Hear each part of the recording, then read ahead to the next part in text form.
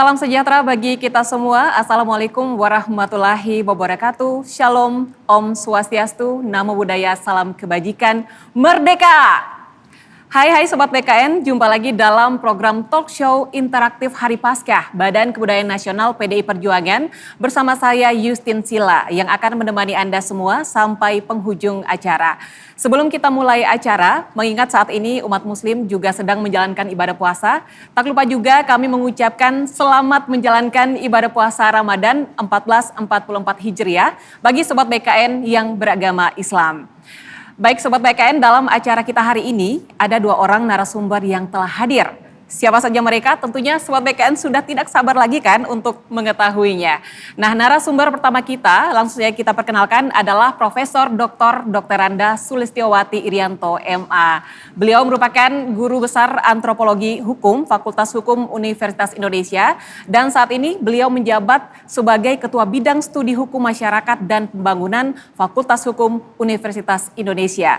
Beliau juga aktif terlibat dalam mengembangkan berbagai kajian gender dan Social Legal Studies di Indonesia dan dipercaya menjadi Board Member of International Commission on Legal Pluralism sejak 1993 dan ikut juga mendirikan The Asian Initiative on Legal Pluralism pada tahun 2004. Langsung saja kita sapa, selamat pagi Bu Sulis. Selamat pagi, terima kasih kabar, sudah Bu? diundang. Baik. Sehat ya? Oke, sebentar kita akan ngobrol Bu. Dan narasumber kita kedua adalah Pendeta Retno Rati Suryaning Handayani SH MTH. Beliau merupakan pendeta GKJ Manahan Surakarta dari tahun 2005 sampai sekarang. Beliau aktif dalam kegiatan yang memperjuangkan kesetaraan perempuan, pluralisme, dan kerukunan umat beragama. Peran aktif beliau dalam upaya membangun kerukunan antar umat beragama sangat terlihat pada acara Muktamar Muhammadiyah tahun 2022 lalu. Dalam acara tersebut, GKJ Manahan turut andil dengan menyediakan gedung serbaguna GKJ sebagai fasilitas transit Kokam dan Pusat Muhammadiyah Disaster Management Center Muktamar. Nah, langsung saja kita sapa, selamat pagi. Selamat pagi Mbak Yustin. Bu Rati, ya, sehat Bu ya? Sehat, puji Tuhan. Puji Tuhan. Ya.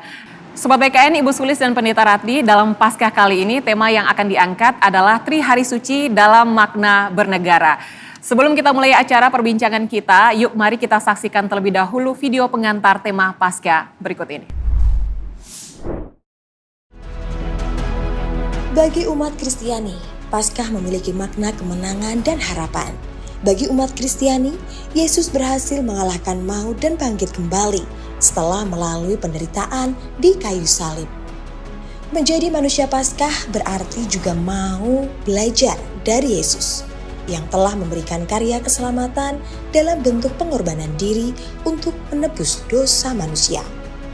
Menjadi Kristiani tentunya harus bisa meniru apa yang telah dilakukan dan diajarkan oleh Yesus untuk berkorban dan membangun kerukunan antar umat, antar golongan, antar berbagai penganut kepercayaan dalam bingkai kebinekaan demi persatuan, demi kemanusiaan, dan demi kehidupan yang lebih baik.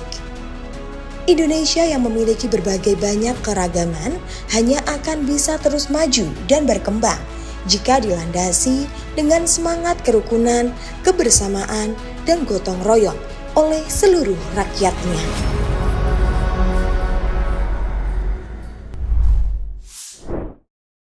Baik Sobat BKN, setelah kita menyaksikan video pengantar tema Paskah tadi, tanpa lama-lama lagi, mari kita mulai perbincangan dengan Ibu Sulis dan Pendeta Rati. Nah, untuk menggali lebih dalam lagi mengenai makna Paskah, saya mau ke Bu Ratih dulu. Ya. Bu Ratih, kita sebagai umat Kristiani kan tahu ya bahwa kita ada Pekan Suci, ada juga Trihari Suci. Ya. Pekan Suci dimulai dari Minggu Palma, Ya. Trihari Suci dimulai dari Kamis Putih, Jumat Agung, terus Sabtu Suci atau Sabtu Sunyi juga Ya. ditutup dengan Minggu Ya. Paskah.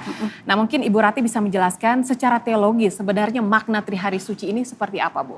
Oke, terima kasih. Shalom Mbak Yustin dan untuk semuanya.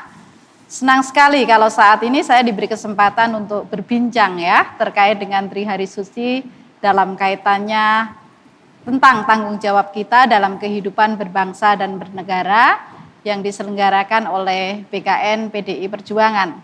Ya, minggu ini kita sebagai umat Kristen memang berada dalam masa Minggu Suci. Ya. Yang sudah dimulai kemarin hari Minggu ketika kita merayakan Minggu Palem.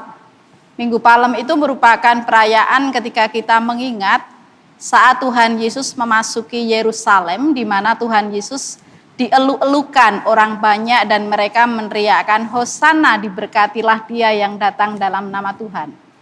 Memang saat itu banyak orang sedang merindukan sosok pemimpin. Betul.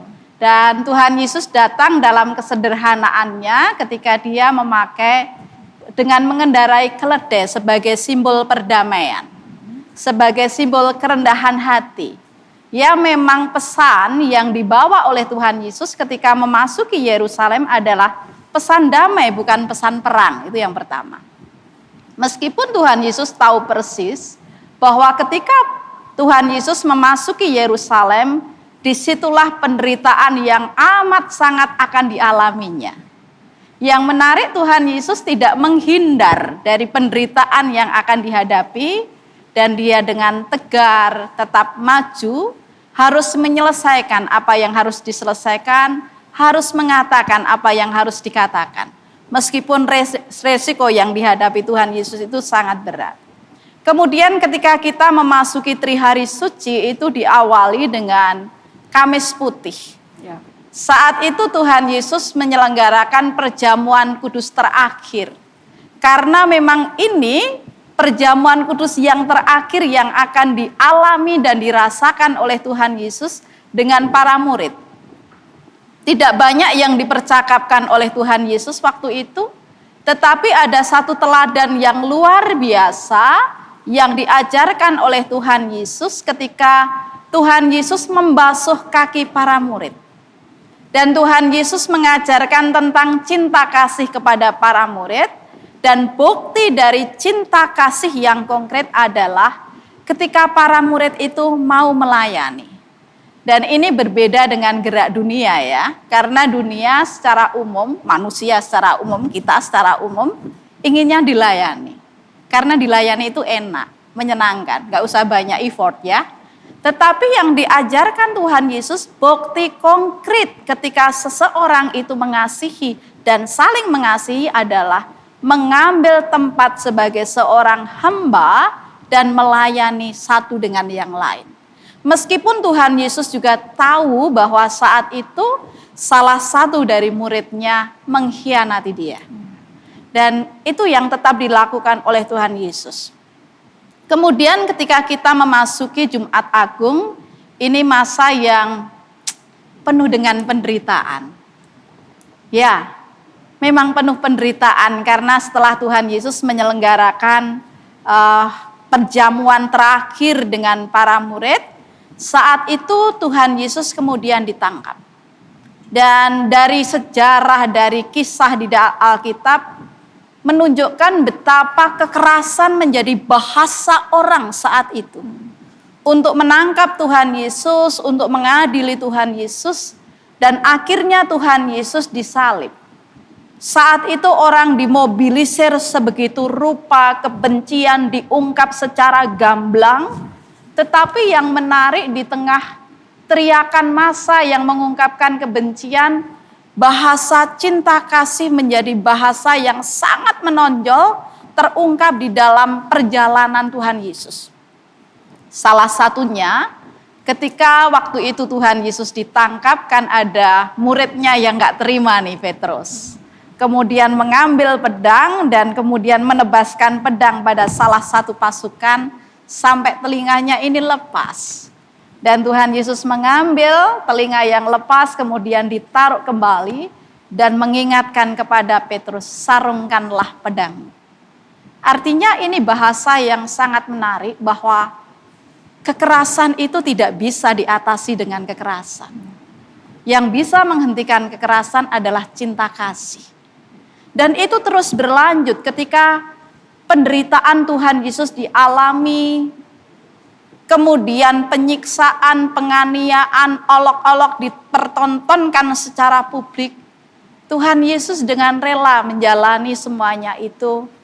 Bahkan di atas kayu salib, Tuhan Yesus mengatakan, ya Bapa, ampunilah mereka, sebab mereka tidak tahu apa yang mereka perbuat. Dan semuanya dilakukan sampai tuntas, Dan di kayu salib juga Tuhan Yesus mengatakan, sudah selesai, tetelestai dalam bahasa Yunaninya. Lalu apa makna ketika Tuhan Yesus menjalani karya penyelamatan sampai mati di kayu salib? Ini menunjukkan cinta kasih yang total, cinta kasih yang sempurna. Ketika Tuhan Yesus menyatakan solidaritasnya kepada manusia, karena semestinya manusia yang menerima hukuman itu. Kita yang pantas menderita, tetapi itu diambil alih oleh Tuhan Yesus, dan Tuhan Yesus menyatakan kasih-Nya kepada kita. Saya pikir ini sebuah karya agung yang luar biasa dari bukti cinta kasih Kristus ya. Dalam tradisi Protestan akhir-akhir ini memang kemudian ada ibadah Sabtu Sunyi. Kalau dalam bahasa Jawa itu suasananya itu memang tintrim. Tintrim itu sunyi, sepi, penuh dengan ketegangan, ketidaktahuan. Karena memang saat itu murid-murid dalam situasi yang mencekam, ketidaktahuan, sepi rasanya batin itu. Nah, dalam tradisi Protestan, ada ibadah Sabtu Sunyi itu biasanya ibadah yang lebih reflektif. Di mana umat berdoa dalam ketenangan, dalam keheningan, dan kita akhirnya mendapatkan sukacita dengan peristiwa Paskah. Peristiwa hari Minggu ketika Tuhan Yesus bangkit dari antara orang mati. Dan kalau kita berbicara tentang kematian Tuhan Yesus di kayu salib dalam Jumat Agung tadi, ini juga menunjukkan bagaimana Allah yang sejak awal menyampaikan pesan perdamaian, bahkan ketika masuk ke Yerusalem dengan pesan perdamaian, sebenarnya kematian Tuhan Yesus ini menunjukkan bahwa perdamaian antara manusia dengan Allah itu terjadi dengan peristiwa salib. Karena waktu itu ada peristiwa ya, tirai bait Allah terbelah menjadi dua dari atas ke bawah. Itu tandanya bahwa manusia yang berdosa, yang sebenarnya tidak layak, yang jarak antara manusia dengan Allah begitu tinggi, tak mungkin terjembatani, akhirnya terjembatani dengan karya salib itu. Dan ini semakin disempurnakan dengan peristiwa kebangkitan Tuhan Yesus. Bahwa kuasa kematian yang begitu dahsyat yang tidak mungkin dikalahkan oleh manusia, ternyata dikalahkan oleh Tuhan Yesus dengan kebangkitannya dari antara orang mati. Dan ini tentu memberikan harapan bahwa Allah yang kita sembah dalam diri Tuhan Yesus itu adalah Allah yang hidup. Ya, artinya dari kematian sampai kebangkitan itu membuktikan bahwa bahasa sederhananya gini Bu, mencintai orang yang mencintai kita itu hal biasa. Ya. Tapi kita mencintai orang yang mengkhianati kita, yang berdosa terhadap Kristus. Ya. Itulah cinta yang sempurna dari Kristus. Benar. Luar biasa penjelasan berarti mengenai makna Trihari Suci dari kacamata teologis. Saya mau ke Bu Sulis dulu. Bu Sulis sebagai seorang antropolog, saya pengen tahu bagaimana sih makna Trihari Suci menurut Ibu dari dalam bingkai persatuan dan juga kebangsaan. Terima kasih Mbak Justin. Paskah itu memberikan banyak sekali pesan-pesan pembelajaran simbolik ya. Izinkan saya memberikan penjelasan tentang bagaimana pesan-pesan simbolik itu di dalam kehidupan bermasyarakat, bernegara, setidaknya dalam 3 hal. Pertama, mengapa Tuhan Allah itu menitis, menjelma, menjadi manusia biasa seperti kita sebagai seorang pemuda, Yesus Kristus. Karena jaraknya memang terlalu jauh, kalau dia tidak menitis, sukar sekali untuk berkomunikasi, untuk hidup bersama-sama dengan rakyatnya dan memberikan pembelajaran-pembelajaran ya. Oleh karena itu, saya kira hari ini sangat tepat apabila para pemimpin, para pengambil kebijakan itu juga turun ke bawah, melakukan semacam belusukan ya, supaya mereka tahu apa yang sesungguhnya diderita terutama oleh kelompok-kelompok miskin, kelompok-kelompok yang rentan, sehingga mereka mendapatkan jawaban harus membuat kebijakan produk-produk hukum yang seperti apa yang bisa mengakomodasi kelompok-kelompok ini, gitu ya. Yang kedua, mengapa Tuhan Yesus harus menderita, memberikan nyawanya dengan cerita yang begitu berliku-liku, tragis, mengalami kekejian di luar akal sehat ketika dia harus disalib dan lain-lain. Itu menunjukkan bahwa manusia itu begitu jahatnya. Kejahatan yang terjadi 2000 tahun yang lalu, hari ini masih kita lihat. Bagaimana di antara, mohon maaf, kelompok Kristiani pun bisa terjadi kasus-kasus pembunuhan, korupsi, melakukan tindak pidana pencucian uang, melakukan kekerasan, termasuk kekerasan seksual ya terhadap perempuan dan anak. Dan saya kira itu harus kita refleksi bersama kalau kita mau hidup sebagai sebuah bangsa yang kita semua belajar tentang Bhinneka Tunggal Ika, harus menegakkan konstitusi, Pancasila, itu semua harus dikurangi, diberantas. Kita sudah punya banyak instrumen hukumnya, tetapi penegakannya itu masih sangat lemah ya. Karena tidak ada goodwill dari berbagai pihak yang seharusnya memberi contoh, tapi justru mereka yang melakukannya ya. Yang ketiga, saya kira itu adalah inti dari Paskah, bagaimana Tuhan Yesus hidup kembali, dibangkitkan setelah 3 hari. Itu kita mesti merefleksi bahwa kalau kita berbuat baik kepada setiap orang, tidak membedakan ras, etnisitas, kelompok agama, kelas, gender ya. Itu artinya kita sedang berbuat baik kepada diri sendiri dan terutama kita berterima kasih karena kita sudah ditebus, karena kita sudah dipulihkan dari dosa-dosa. Jadi berbuat baiklah terus, setidaknya tidak melakukan kejahatan-kejahatan yang tadi saya sebut. Karena kalau kita melakukan kejahatan korupsi itu berarti kita sedang memiskinkan orang lain misalnya. Itu. Terima kasih. Betul. Artinya kita sebagai umat Kristiani khususnya kalau betul-betul memaknai Tri Hari Suci atau Pekan Suci ini tentunya dalam kehidupan sehari-hari pasti relasi kita akan lebih baik dan bangsa ini akan lebih baik ke depannya. Ya Bu ya. Dan menarik sekali perbincangan kita ya Ibu Sulis dan Pendeta Ratih. Sebelum kita lanjutkan perbincangan kita, mari kita ajak Sobat BKN untuk menyaksikan lantunan lagu yang sangat indah berikut ini.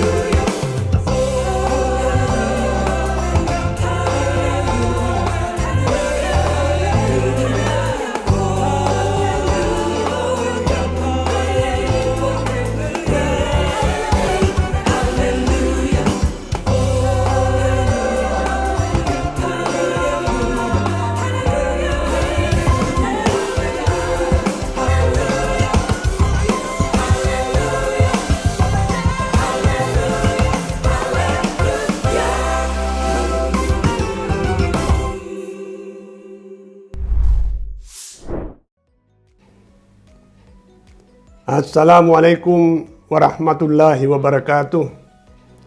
Salam sejahtera untuk kita semua. Salam. Om Swastiastu, Namo Buddhaya, salam kebajikan, Rahayu.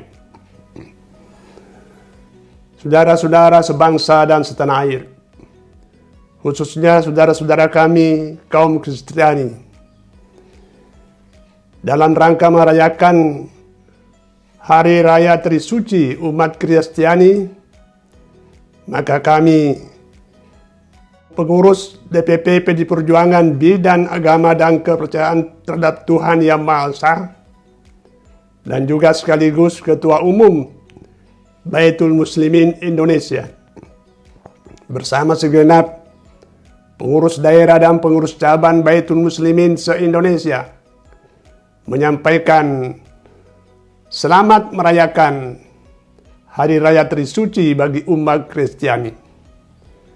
Semoga perayaan Hari Raya Trisuci ini yang bertepatan dengan bulan suci Ramadan memberi makna kepada kita semua betapa pentingnya meningkatkan rasa persaudaraan kebangsaan di antara umat beragama, khususnya kaum muslimin dan kaum Kristiani.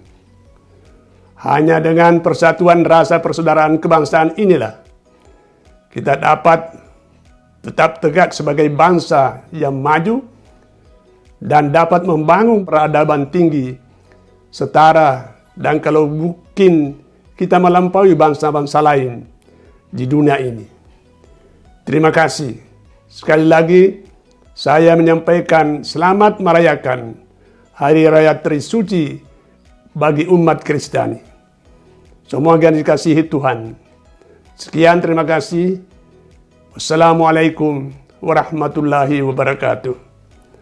Salam sejahtera untuk kita semua. Salam.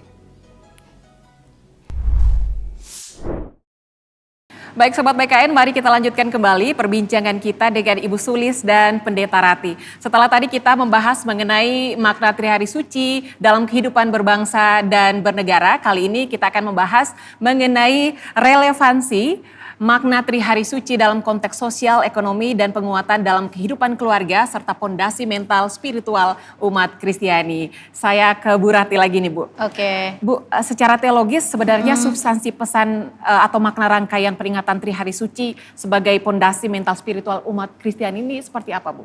Ya, tentu ada banyak makna ya, dan memang Trihari Suci ini syarat makna. Ya. Yang pertama adalah tentang cinta kasih. Cinta kasih yang tanpa pamrih, unconditional love ya.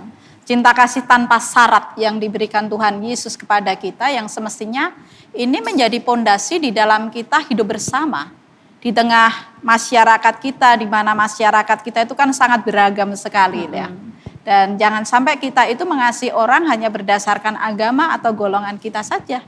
Tapi kasihilah mereka sebagaimana semestinya itu panggilan kita. Karena memang Tuhan Yesus mengajarkan itu kepada kita. Yang kedua, kalau kita melihat bahwa pada hari Paskah, Paskah itu dari kata Peskah yang artinya dilalui, dilampaui. Sesuatu yang berat itu sudah terlampaui. Yang paling berat itu kematian sudah terlampaui dengan kebangkitan Tuhan Yesus Kristus. Di mana menunjukkan Tuhan Yesus itu menang dari kuasa maut. Tetapi harus disadari tidak ada kemenangan tanpa perjuangan.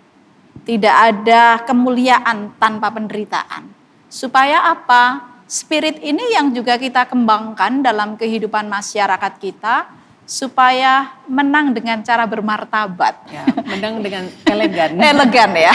Ini penting karena sebentar lagi kan tahun politik ya. Dan semua tentu pihak-pihak yang saat ini akan maju tentu juga ingin menjadi yang menang, tetapi menang dengan cara yang bermartabat dan harus berjuang. Dan mentalitas berjuang ini penting loh, karena supaya orang itu tidak mudah pasrah, tidak mudah menyerah ketika ada persoalan-persoalan kehidupan. Karena harus diakui belum terlalu lama kita lepas dari pandemi. Dan dampak dari pandemi sampai saat ini juga masih dirasakan oleh masyarakat, dan seruan Bapak Presiden yang juga tema besar negara kita adalah bangkit menjadi bangsa yang bangkit, supaya kita juga menjadi bangsa yang kuat. Dan ini nggak mungkin terjadi kalau kita itu tidak mau berjuang. Betul. Jadi semangat berjuang, pantang menyerah, tidak mudah putus asa, ini juga harus kita jalankan, dan ini menjadi spirit bangsa kita, spirit keluarga kita. Untuk mau mengasihi orang dan melayani itu. Mengasihi dan melayani. Iya, artinya itu bahwa hukum tertinggi kita adalah hukum Mengasihi. cinta kasih ya, Ya, Bu ya. benar. Jadi itu memang harus diterapkan di kehidupan kita sehari-hari. Benar. Nah, Bu, ini tahun ini nih agak unik. Sebenarnya tahun 2022 juga sama. Dua agama besar merayakan hari besar mereka dalam berbarengan, Bu. Iya, iya, Sekarang kan iya. ada bulan suci Ramadan sekaligus juga Paskah. Iya. Bagaimana? Saya pengen tahu Bu Rati memaknai ini seperti apa, Bu? Oh, ini sangat menarik sekali ya, karena memang tidak dipungkiri keragaman merupakan bagian dari kehidupan kita. Bahwa keragaman itu anugerah Allah yang pantas kita rayakan, kita syukuri, dan keragaman yang ada di Indonesia itu juga keragaman dalam hal agama dan keyakinan. Di satu sisi memang kita menemukan kerukunan antar umat beragama itu terjadi dalam banyak level ya. Mulai dari keluarga, misalnya dalam sebuah keluarga, anggota keluarga itu beragam agamanya dan fine-fine aja. Betul. Termasuk dalam kehidupan masyarakat dan berbangsa negara ini, kita bersyukur untuk itu. Tetapi di sisi lain harus kita akui bahwa seringkali terjadi ketegangan. Ya. Ketegangan bahkan sampai pada konflik. Konflik yang tak terelakkan. Bahkan juga konflik yang membawa korban. Tidak hanya material tetapi juga nyawa. Atas nama agama. Betul. Nah, untuk itu ketika pada bulan April ini, perayaan Paskah ini bebarengan dengan saudara-saudara kita yang beragama Muslim sedang merayakan, menjalani masa puasa, bahkan juga akan merayakan Idul Fitri. Ini kesempatan yang baik bagi kita, menjadi ruang bagi kita untuk saling menghargai.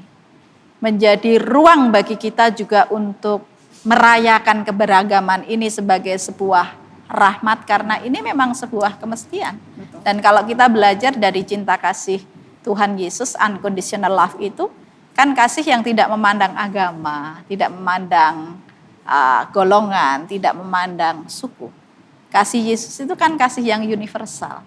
Dan ini kesempatan kita untuk mengimplementasikan itu dalam masyarakat kita secara konkret ya. Artinya bulan ini menjadi bulan yang penuh rahmat dan Ya. juga ini kekayaan kita. Bagaimana kita Benar, menjalankan dua hari besar agama ini Benar. dengan benar. toleransi tentunya, Bu Ya, ya. Saya ya. kembali lagi tadi Bu soal pondasi mental spiritual. Tadi kan Ibu sudah menjelaskan bagaimana dalam kehidupan sosial bermasyarakat. Ya. Mungkin lebih spesifik saya pengen tahu pondasi mental spiritual dalam keluarga itu seperti Oh apa? ya, ini penting. Karena bagaimanapun juga dasar yang kuat dalam sebuah keluarga itu kan cinta kasih ya. Mulai dari perjumpaan, pacaran, pertunangan, akhirnya membangun sebuah keluarga. Dan keluarga ini penting karena ini merupakan lembaga inti dalam sebuah masyarakat yang lebih besar.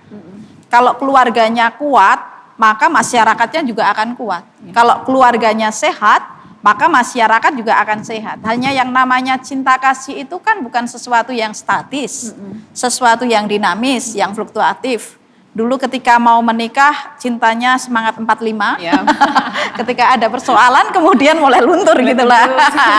Nah, dalam memaknai nilai spiritualitas Paskah bagaimana diimplementasikan dalam keluarga, maka mari keluarga-keluarga ini belajar dari cinta kasih Kristus. Dan mari kita sebagai keluarga juga mencerminkan cinta kasih Kristus dalam keluarga kita. Betul. Ya. Melalui sikap mau saling menghargai, mau saling menerima, mau saling menopang, mau saling mendoakan, mau saling menguatkan di antara satu dengan yang lain. Kalau dalam kehidupan keluarga kita itu mengalami cinta kasih yang tulus, maka ketika keluar dari keluarga, ketika kita masuk dalam kehidupan bermasyarakat, kita juga bisa mengimplementasikan cinta itu ketika kita berelasi dengan orang yang ada di sekitar kita. Betul. Itu yang Artinya bahwa kehidupan dalam berkeluarga itu ibaratnya tuh kayak ini Bu ya, kayak pohon kali ya. Ketika menanam pohon itu kan tanahnya harus subur, kita harus siram terus, tapi harus digembur juga. Artinya akan ada persoalan-persoalan, tapi kalau senternya adalah Tuhan, cinta Ya. kasih, makanya semua bisa dilewati. benar. Betul benar, berarti ya. Dan orang itu bisa mencintai kalau dia mau mengalami cinta Tuhan dalam hidupnya. Betul. Dan Tuhan jelas sudah mencintai kita dengan cinta yang total. Kalau kita merasa-rasakan, mengalami cinta kasih Kristus, maka kita pun akan dimampukan untuk mengasihi orang lain. Luar biasa. Ya, itu. Apa bahasanya memabukkan? Iya. Cinta itu memabukkan. Iya, Iya, benar. kalau mencintai dengan orang yang tepat ya Bu ya. Benar. Baik, saya mau ke Bu Sulis dulu Bu. Saya pengen tahu Bu, bagaimana sih dari Bu Sulis sebagai seorang antropolog melihat relevansi dari Tri Hari Suci ini dalam konteks sosial dan juga kesenjangan ekonomi Bu? Makasih. Izinkan saya menjawabnya semacam ini ya. Jadi saya mau mengacu kepada suatu survei yang dikeluarkan oleh Commission on Legal Empowerment. Ada 26 anggotanya, Indonesia juga ada di situ, diwakili oleh Ibu Erna Witular ya. Survei itu mengatakan bahwa ada 4 miliar orang seluruh dunia, sebagian besarnya adalah perempuan, hidup dalam kemiskinan. Tetapi kemiskinan dalam artian ini bukan semata kemiskinan ekonomi, tetapi kemiskinan yang disebabkan oleh karena mereka terlempar dari akses keadilan.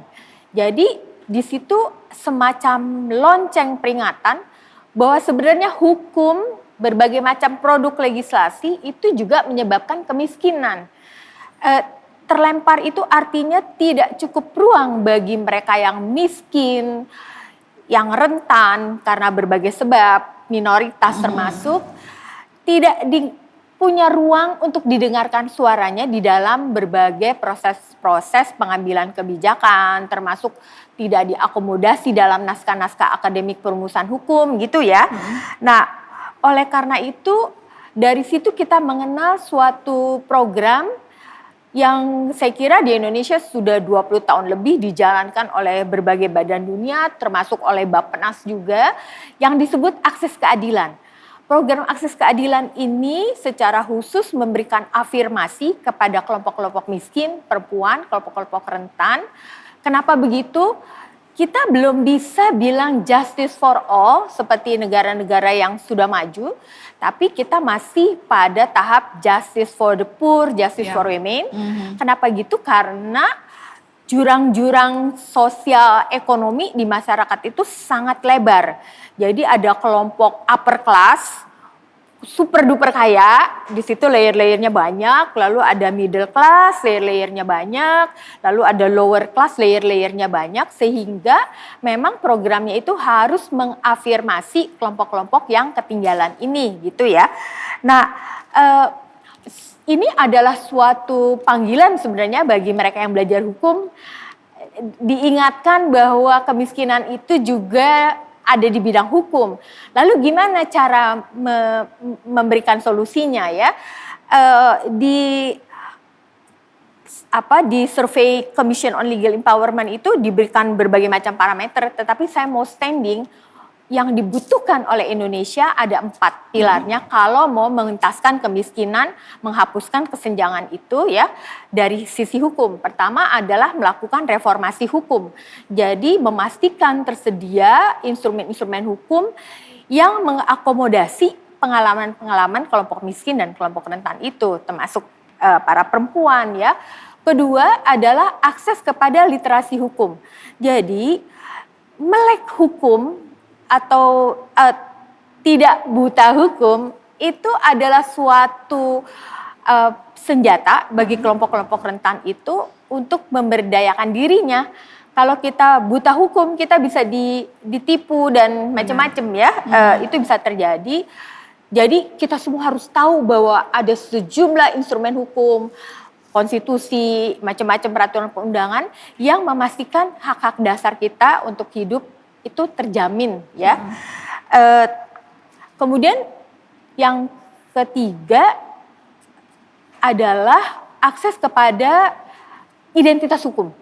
Memiliki KTP, surat lahir, surat kawin, kepemilikan atas harta yang kita miliki itu adalah bagian dari hak asasi manusia.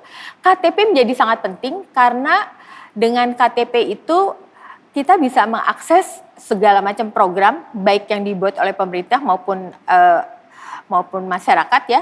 Kemarin di masa COVID kita lihat sendiri yang diutamakan adalah mereka yang memiliki KTP dulu. Persoalannya adalah apakah semua bangsa Indonesia punya KTP? Enggak. Banyak kelompok-kelompok miskin nggak punya KTP. betul. Juga kelompok-kelompok yang agamanya di luar 6 agama resmi, mereka sangat terkendala untuk memiliki KTP. Hari ini persoalannya belum selesai. Mau ditulis sebagai agama apa, itu menjadi soal. Yang terakhir adalah akses kepada bantuan hukum. Orang kaya mungkin tidak butuh bantuan hukum, tapi orang miskin sangat butuh karena untuk memulihkan hak-haknya yang terlanggar ya. Oleh karena itu saya mau bilang kali ini adalah bagaimana semua yang saya jelaskan itu membutuhkan dalam kehidupan bermasyarakat solidaritas sosial, dalam hal ini mengutamakan kelompok-kelompok yang lebih rentan, kelompok-kelompok miskin, kelompok-kelompok yang tidak seberuntung kita. Itu sih. Berarti kalau di PDI Perjuangan itu mengutamakan namanya wong cilik, Bu. Ya, Ya. Tadi luar biasa penjelasan Ibu, juga sudah memberi solusi juga, ada 4 poin tadi. Salah satunya adalah bagaimana kita harus menciptakan produk-produk hukum yang berasaskan keadilan ya Bu ya. Luar biasa, saya mau langsung ke yang kedua Bu. Bagaimana relevansi makna Trihari Suci ini dengan penguatan integrasi atau konflik dalam masyarakat ini Bu? Ini sebuah kenyataan ya. Yang antara lain dituliskan dalam suatu penelitian yang diterbitkan oleh profesor dari Copenhagen tentang konflik agraria. Konflik agraria itu di negeri kita sungguh-sungguh konflik yang paling banyak dan tidak pernah ada solusinya ya. Jadi di dalam penelitian itu dikatakan, judulnya sangat menarik, sangat metaforik ya. 9/10 of the law. Jadi katanya konflik agraria itu banyak disebabkan oleh tindakan-tindakan mengambil milik-milik orang lain, tanah-tanah milik orang lain termasuk masyarakat adat ya, dengan cara-cara kekerasan, dengan cara-cara penipuan, menggandakan sertifikat untuk tanah yang sama, dan itu semuanya terlibat, termasuk orang-orang yang harusnya melindungi masyarakat ya, mohon maaf menyebutnya, di kementerian-kementerian agraria, pegawai-pegawai yang bersedia menerbitkan sertifikat-sertifikat palsu itu. Kemudian kalau sampai ke pengadilan, maka yang menang adalah yang punya sertifikat ya. Berhadapan dengan kelompok-kelompok yang sangat lemah di dalam soal itu gitu ya. Nah, jadi menurut saya konflik yang harus diselesaikan adalah konflik, terutama konflik agraria, bagaimana sumber daya alam, tambang, tanah, hutan, dan lain-lain itu dikuasai oleh mereka yang punya kekuasaan dengan mengorbankan mereka yang tidak punya kekuasaan, terutama kelompok-kelompok di dalam masyarakat itu. Gitu. Artinya persoalan agraria ini menjadi persoalan yang paling banyak dan sudah lama berlangsung juga Ibu ya. Jadi kita kayaknya perlu mencari formula yang tepat supaya ini segera dicari solusi yang tepat dan tidak ada lagi oknum-oknum seperti itu. Boleh nggak satu lagi? Boleh Bu, silakan. Kelompok-kelompok yang disebabkan oleh intoleransi. Jadi intoleransi itu kan intinya adalah kebencian. Jadi kurang ada literasi di kalangan masyarakat sejak dari mereka kecil sampai mereka dewasa. Bagaimana kita harus menghormati orang lain ya. Itu adalah syarat yang utama, menghormati orang lain, mengedepankan kepentingan orang lain. Kalau itu bisa ditanamkan, pendidikan menghormati orang lain, pendidikan hak asasi manusia, maka segala macam konflik itu bisa diredam gitu. Macam-macam konflik sosial, politik. Bagaimana politik seharusnya digunakan untuk kepentingan terbaik bagi publik, bukan untuk kelompoknya sendiri. Ya, saya kira sumber dari konflik itu di situ. Ya, memang menurut saya benar apa yang dikatakan Profesor Sulis ini. Saat ini kita memang sangat prihatin dengan konflik karena perbedaan agama, golongan, keyakinan. Dan jumlahnya itu bukan semakin menurun tetapi semakin banyak. Dan persoalannya adalah karena agama ini juga seringkali dipakai sebagai alat. Betul. Apalagi ketika kita berhadapan dengan tahun politik gitu lah. Ini sebuah keprihatinan yang luar biasa ya. Menurut saya memang ada beberapa hal yang bisa kita lakukan. Perlu selain pendidikan tadi, kita memang perlu membuat ruang perjumpaan. Terkadang prasangka-prasangka antara satu dengan yang lain itu muncul karena nggak pernah berjumpa. Dan setelah berjumpa fine-fine aja gitu loh. Ya. Betul. Jadi ruang-ruang perjumpaan itu memang perlu dibangun dari grassroots. Tidak hanya tokoh-tokoh agama. Kalau tokoh-tokoh agama kadang sudah clear ya. Dan sebenarnya dalam hal ini pemuda dan perempuan itu mempunyai potensi yang luar biasa untuk merajut perdamaian. Karena kalau kita berbicara tentang Paskah itu kan Allah mendamaikan dirinya dengan kita melalui Tuhan Yesus Kristus. Ini kan pesan yang kuat ya. Bagaimana perdamaian ini juga kita kembangkan di tengah keprihatinan, dan ini merupakan krisis kebangsaan kita karena konflik yang didasarkan atas perbedaan keyakinan, golongan ataupun agama. Jadi ruang-ruang perjumpaan ini harus terus dikembangkan, dihidupi. Pendidikan perdamaian juga harus dihidupi dan dikembangkan. Dan menurut saya ini juga merupakan bagian yang perlu ditekankan dalam setiap agama. Tidak hanya mengajarkan persoalan dogma, tetapi bagaimana menghargai dan mau berjumpa dengan mereka yang berbeda. Ya, Ini artinya yang- intoleransi ini selain dari literasi, pendidikan, dan juga bangun relasi lah dengan orang-orang yang berbeda. Iya, ini itu akan yang- membantu pengetahuan mengenai orang-orang yang berbeda sama kita, terutama Iya. yang beda agama. Sehingga Iya. toleransi itu bisa tumbuh di Betul. pribadi masing-masing ya Bu ya. Saya mau kembali dulu ke Bu Sulis nih Bu. Bagaimana menurut Ibu Tri Hari Suci dalam perspektif penguatan kebudayaan nasional dalam keragaman kebudayaan daerah? Apalagi juga kita tahu per hari ini Bu, menguatnya pola hidup individualisme, materialisme, dan juga hedonisme. Bagaimana Ibu melihat ini Bu? Iya, terima kasih ya. Ini saya jawabnya ada dua ranah di ruang publik dan di tadi yang banyak orang salah mengartikan kebudayaan ya. Kebudayaan itu direduksi sebatas tari-tarian, seni gitu kan ya. Tapi sebenarnya secara buku kebudayaan itu definisinya banyak, tetapi sebenarnya adalah sistem berpikir, sistem berpengetahuan, karena orang hidup butuh pengetahuan supaya mereka bisa mengatasi rintangan alam, bagaimana bisa berelasi dengan manusia lain ya. Kemudian karena saya dari Fakultas Hukum, kebudayaan itu juga sistem berhukum, bagaimana menyepakati apa yang boleh dan tidak boleh di dalam masyarakat. Nah,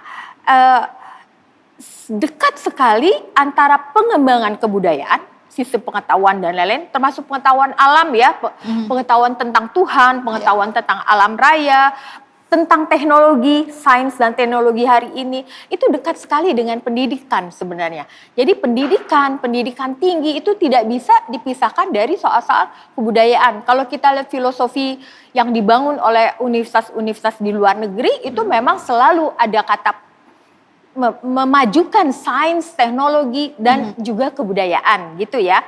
Nah, kemudian tadi pertanyaannya adalah bagaimana hubungan antara kebudayaan daerah dengan kebudayaan nasional. Ya. Selalu mahasiswa antropologi itu mendapatkan pertanyaan semacam itu, yang jawabannya adalah kebudayaan nasional adalah kebudayaan yang terdiri dari puncak-puncak tertinggi kebudayaan daerah gitu kan. Pertanyaannya adalah kebudayaan daerah yang mana gitu kan. Apakah Jawa karena mayoritas ataukah Batak, Sunda, Minang, Kalimantan, itu harus menjadi PR kita bersama. Apakah juga kebudayaan itu adalah bagaimana kita bisa membangun manusia-manusia Indonesia agar mereka bisa pandai menemukan sains, teknologi dan lain-lain ya yang bisa bermanfaat bagi kesejahteraan kita sebagai bangsa dalam berbagai bidang, kesehatan, menyediakan macam-macam layanan publik, transportasi dan lain-lain ya, air minum. Betul. Jakarta aja itu tidak bisa memenuhi kebutuhan air minum penduduknya ya, dan semuanya itu diambil karena nggak bisa dilayani, maka semua orang mengambil dari tanah. Akibatnya setiap tahun tanah Jakarta itu turun 10 cm, 15 cm Artinya ini tadi kan Ibu Sulis menjelaskan atau meluruskan mengenai perspektif kebudayaan yang mungkin beberapa pihak salah mengartikan gitu Bu. Bagaimana dengan pola hidup yang tadi saya jelaskan Bu? Individualisme, materialisme, hedonisme, apakah kebudayaan bisa menjadi jawaban? Ya boleh nggak ya kita juga mengatakan bahwa kebudayaan mensejahterakan kehidupan bersama sebagai bangsa itu harus menjadi pola pikir yang utama, terutama bagi para pemimpin ya sehingga karena mereka akan menjadi panutan sehingga semua orang di bawah juga mengikuti para pemimpinnya gitu kan. Nah tadi tuh misalnya bagaimana kebutuhan yang paling dasar, kebutuhan air saja tidak bisa dilakukan, itu kan soal kebijakan. Kalau pemimpinnya bagus kan bisa dilakukan gitu ya, karena bahayanya sudah mengintip. Yaitu tahun 2050 banyak studi-studi mengatakan Jakarta akan tenggelam. Orang nggak takut dengan ancaman-ancamannya itu sangat ilmiah dikatakan gitu. Nah itu jadi butuh pemimpin yang bisa membangun kebudayaan bersama, mengutamakan kepentingan bersama sehingga menyediakan kebutuhan-kebutuhan dasar bagi rakyatnya. Artinya itu dimulai dari hal-hal kecil, salah satunya dengan pemenuhan air minum tadi ya, seperti yang Ibu jelaskan. Nah menarik sekali perbincangan kita tadi ya Ibu Sulis dan juga Pendeta Rati. Sebelum kita lanjutkan perbincangan kita, mari kita saksikan terlebih dahulu greeting Paskah berikut ini.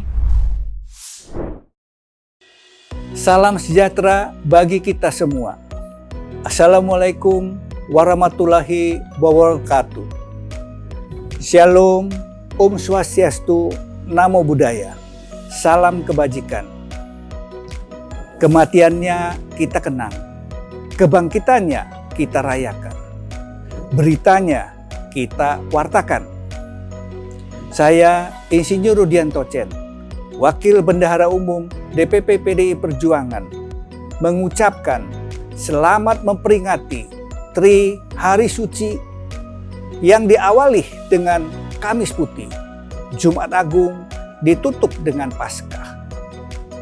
Bagi saudara-saudaraku umat Kristiani di seluruh tanah air, marilah kita maknai pengorbanan Kristus sebagai peringat serta dorongan untuk hidup penuh dengan cinta kasih.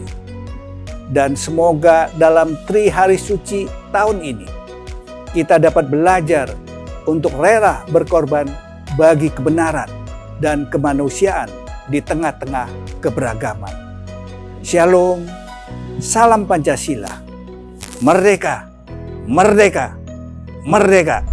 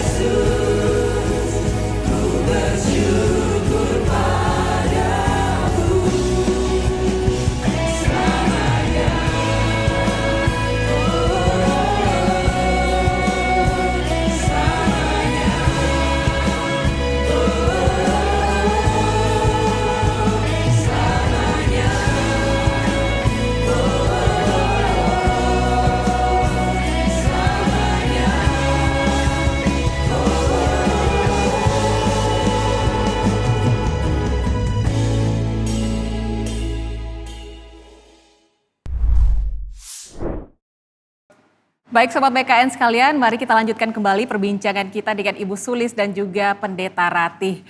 Ibu, kita tidak terasa ini sudah di sesi akhir dan saya mau ke Bu Ratih terlebih dahulu.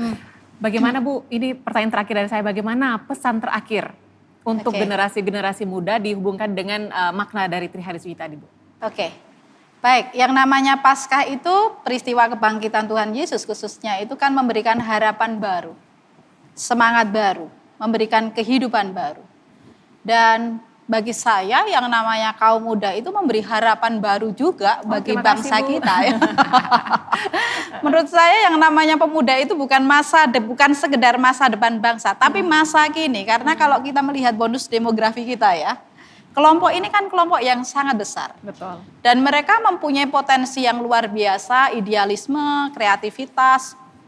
Apalagi saat ini kita berada dalam era di mana mereka itu orang yang menguasai teknologi komunikasi. Betul. Kita itu kan berada dalam ini ya, kemajuan era teknologi.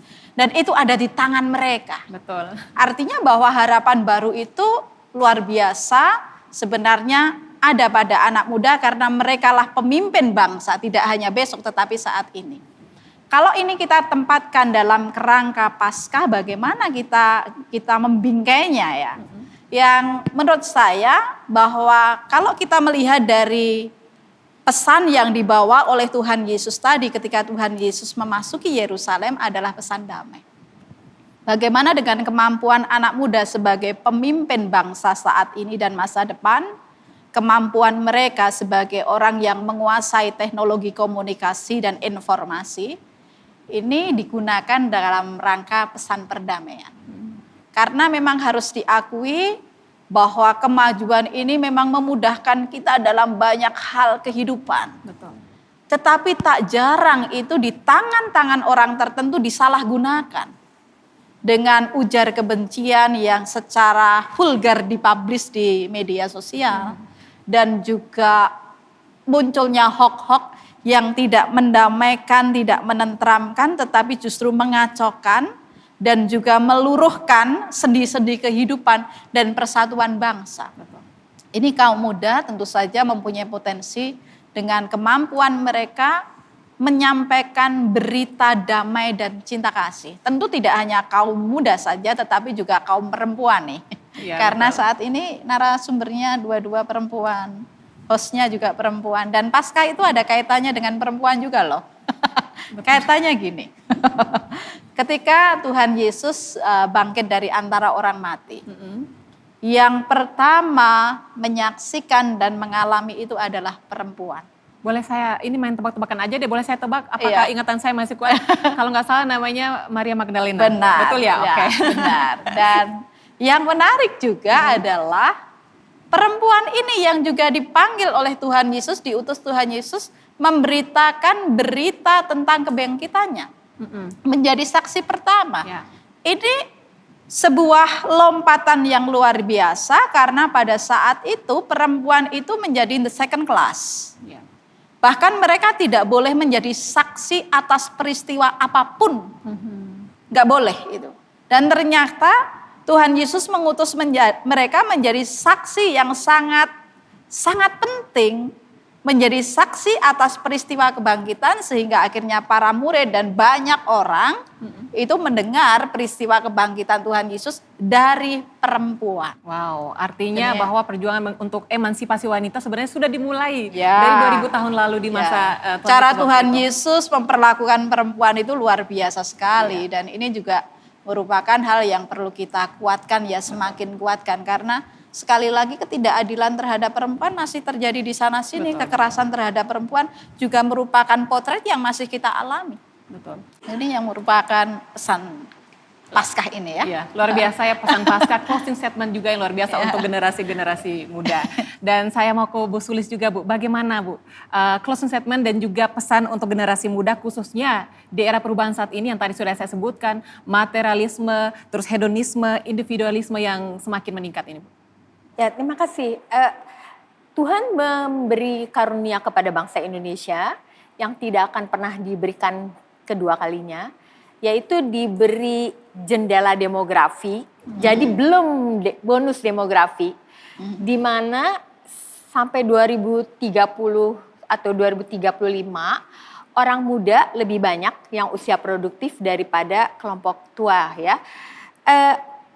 Apakah kita akan mendapatkan bonus demografi atau sebaliknya bencana demografi akan sangat ditentukan bagaimana orang-orang muda ini bisa dibangun budayanya, cara berpikirnya ya secara baik gitu. Bagaimana kita bisa melakukan lompatan-lompatan teknologi karena menurut statistik pada rata-rata orang Indonesia pendidikannya hanya 1 SMP saja gitu. Jadi gimana kita bisa melakukan lompatan sehingga orang-orang muda ini berhasil membangun, menjadi entrepreneur ekonomi sudah pasti, tapi sosial, budaya, bagaimana mereka bisa menciptakan karya-karya seni dan juga para ilmuwannya bisa menghasilkan produksi ilmu pengetahuan yang begitu dibutuhkan dunia sehingga kita dalam hal ini menjadi entrepreneur sosial dan budaya ya.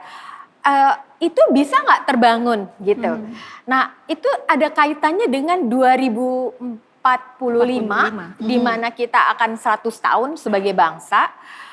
Apakah kita akan bisa mengejar kemajuan-kemajuan dari bangsa-bangsa di Asia saja ya.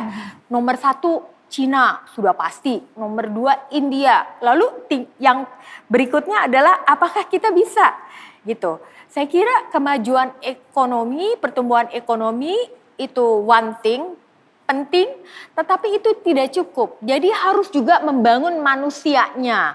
Bagaimana manusia Indonesia itu hak dasarnya harus dipenuhi sehingga bisa mengurangi tindakan-tindakan homo homini lupus, kekerasan, korupsi yang menyengsarakan kelompok lain ya. Kalau bicara soal perempuan, kita melihat kenyataan ada banyak sekali ratusan ribu perempuan mengalami kekerasan dari Aceh sampai Papua. Itu yang melapor ke Komnas Perempuan ya, 500.000 bisa lebih. Yang tidak melapor jauh lebih banyak ya. Itu kenyataan-kenyataan yang harus diatasi gitu ya. Jadi tidak cukup hanya kita senang ada undang-undang tindak pidana kekerasan seksual. Jadi kekerasan terhadap perempuan dan anak bukan hanya kekerasan yang umum, kekerasan dalam rumah tangga tapi juga kekerasan seksual. Tetapi bagaimana implementasinya, apakah para polisi, jaksa, hakim memiliki perspektif, memiliki empati ketika mereka menangani korban-korban, itu menjadi tantangan. Jadi 2045 kita harus menjadi negara yang makmur, tetapi juga negara yang manusia-manusianya itu hak-hak dasarnya terpenuhi. Ya gitu. betul, artinya hak-hak dasar kalau sudah terpenuhi, manusia itu bisa juga memanusiakan manusia yang lain ya Bu ya. Terakhir dari saya Bu Sulis, saat ini dengan perkembangan teknologi yang sangat luar biasa Bu, generasi muda banyak sekali yang menggunakan teknologi ini dengan tidak bijak Bu. Bagaimana pesan Ibu untuk mereka? Jadi kan globalisasi hari ini ditandai oleh temuan-temuan sains dan teknologi digital yang membuat kita itu terhubung dengan masyarakat global karena kita semuanya belajar tentang terutama hak-hak asasi manusia. Seharusnya teknologi digital itu bisa membantu kita mengembangkan profesi masing-masing. Karena menurut World Economic Forum ada 1.000 pekerjaan yang akan musnah. Tetapi ada 1.500 pekerjaan berbasis digital yang menantikan bagaimana orang-orang muda bisa memanfaatkannya gitu ya. Nah jadi harusnya segala macam bantuan teknologi digital itu bisa digunakan untuk mengambil sebanyak-banyaknya ilmu pengetahuan yang ada di dunia. Lalu juga dimanfaatkan untuk memberikan keadilan, memberikan misalnya pengadilan yang transparan melalui digitalisasi semua orang bisa melihat. Sehingga putusan hakim menjadi akuntabel gitu ya. Itu semuanya adalah indeks bagi rule of law. Apakah kita betul-betul sebagai negara yang ber-rule of law, negara hukum atau tidak, itu semuanya akan ditentukan oleh itu semua. Dan digitalisasi sebaiknya digunakan untuk kepentingan-kepentingan tersebut. Ya, artinya bahwa teknologi digital ini harusnya memberi manfaat untuk kita dan juga jangan sampai malah teknologi malah menguasai kita, Benar. mengarahkan kita ke arah-arah yang tidak baik. Ya. Bu, dan juga bagaimana yang kita lihat hari ini, mereka di dunia maya, Indonesia itu di ranking sebagai negara terburuk karena netizennya itu menggunakan kata-kata yang paling kasar, paling kotor, Tidak sopan. paling jorok, Paling tidak sopan. ya. Iya, Itu semuanya harus ada, menurut saya rambu-rambunya. Benar, Kita kan punya Kementerian Kominfo. Ya, Nah, bagaimana mereka membuat rambu-rambu itu Benar. gitu. Artinya ini menjadi PR buat kita semua Bu ya, iya, baik dari pemerintah maupun masyarakatnya juga. Iya. Dan luar biasa Bu, terima kasih sekali lagi sudah berkesempatan hadir sini untuk Bu Sulis, Bu Rati. Sama-sama. Suatu kebanggaan saya, it's such an honor bisa ngobrol bareng dengan perempuan-perempuan hebat seperti Ibu berdua. Terima Sampai jumpa kasih. lagi di kesempatan berikutnya Bu ya. Terima kasih. Baik, tadi Ibu Sulis dan juga Pendeta Rati kita sudah banyak ngobrol dan Sobat BKN semua tidak terasa kita telah sampai di penghujung acara. Sebagaimana pesan Bung Karno bahwa konteks Indonesia adalah Pancasila yang hidup di tengah lautan masyarakat yang religius. Mari kita terus jaga toleransi, kerukunan, dan harmoni dalam hidup berbangsa dan bernegara sesuai makna Paskah yang kita peringati hari ini. Jangan lupa Sobat BKN untuk like, subscribe, dan komen konten-konten dari akun YouTube BKN PDI Perjuangan. Terus ikuti acara-acara kami dan sampai jumpa lagi di konten PKN PDI Perjuangan lainnya. Akhir kata sekali lagi kami ucapkan selamat Paskah bagi umat Kristiani dan juga selamat menjalankan ibadah puasa bagi umat muslim di bulan Ramadan ini. Saya Justin Sila pamit undur diri. Salam damai untuk kita semua. Merdeka. Makasih. Terima kasih. Kita tahan. Salam sejahtera bagi kita semua. Assalamualaikum warahmatullahi wabarakatuh. Shalom. Om Swastiastu. Namo Buddhaya. Salam kebajikan. Makan nasi pakai kuah. Nasi dimakan bersama keluarga. Kami mengucapkan selamat Paskah. Mari kita bangkit untuk meninggalkan dosa. Bagi umat Kristiani, Kamis Putih, Jumat Agung, dan Minggu Paskah merupakan sebuah perayaan yang sakral karena memberikan keteladanan tentang arti kasih, pengorbanan, kesetiaan, dan kemenangan yang abadi. Saya, Arya Bima, Kepala Badan Kebudayaan Nasional PDI Perjuangan, mengucapkan selamat memperingati Trihari Suci bagi saudara-saudaraku umat Kristiani di seluruh Nusantara. Semoga dalam Trihari Suci tahun ini memberikan optimisme baru dalam kerelaan dan kesungguhan untuk saling mengasihi dalam wujud keharmonisan, perdamaian, dan persaudaraan di tengah kemajemukan. Terima kasih. Shalom. Salam Pancasila. Merdeka, merdeka, merdeka.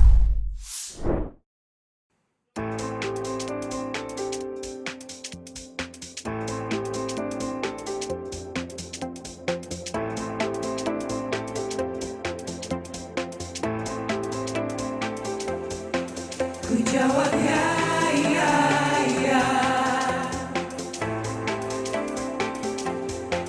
Ku jawab ya, ya, ya.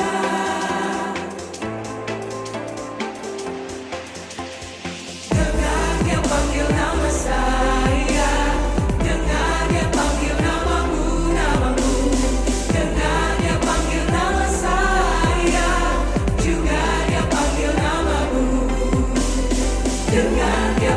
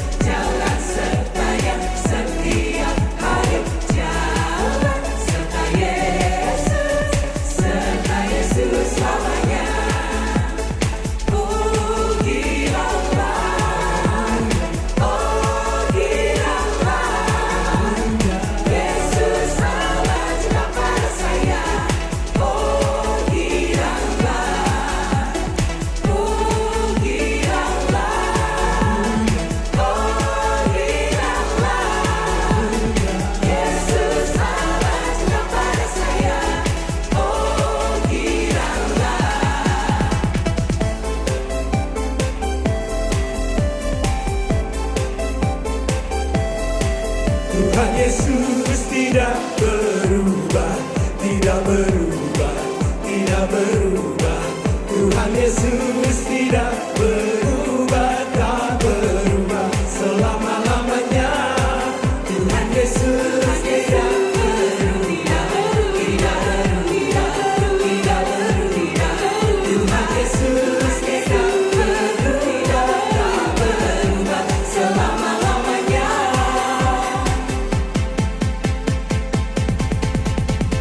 Haleluya, haleluya, haleluya, oh haleluya, haleluya, haleluya, haleluya, oh haleluya, haleluya, haleluya, oh haleluya, haleluya, haleluya,